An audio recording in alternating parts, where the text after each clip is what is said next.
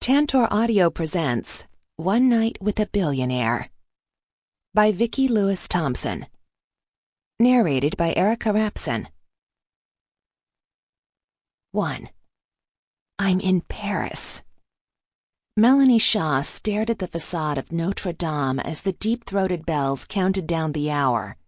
10 o'clock in the morning. Instead of mucking out stalls or riding the fence line at her daddy's ranch outside of Dallas, Texas, she was standing in front of frickin' Notre Dame. Amazing. Her plane had landed 2 hours ago, and she still couldn't believe she had both feet planted in Paris, France.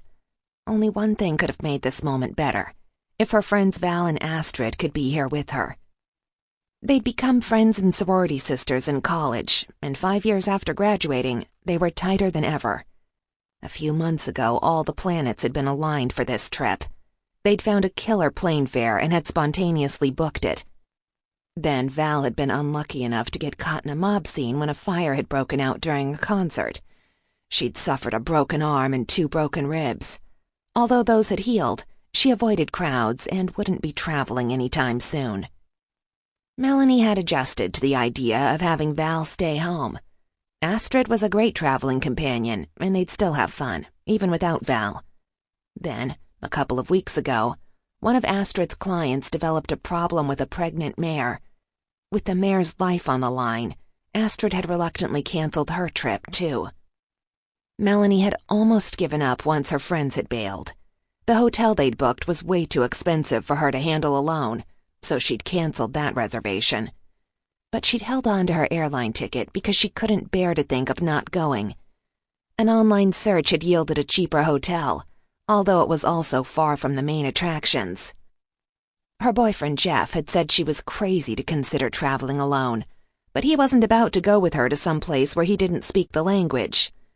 His provincial attitude had pounded the nail in the coffin, and she'd ended their relationship. It had been on the skids anyway. Now that she was actually here, though, she'd better get busy and take some pictures with her phone. She'd left her suitcase with the hotel desk clerk because she couldn't check in until noon, but she had her backpack with all her sightseeing essentials crammed inside. Shrugging it off, she unzipped a side pocket and reached for her phone. Without warning, the backpack was ripped from her hands. At the same moment, someone else shoved her from behind, knocking her to the ground with such force that the breath left her lungs. "Hey!" A deep male voice from behind her issued a challenge. She raised her head in time to glimpse a dark-haired man in jeans and... Sample complete. Ready to continue?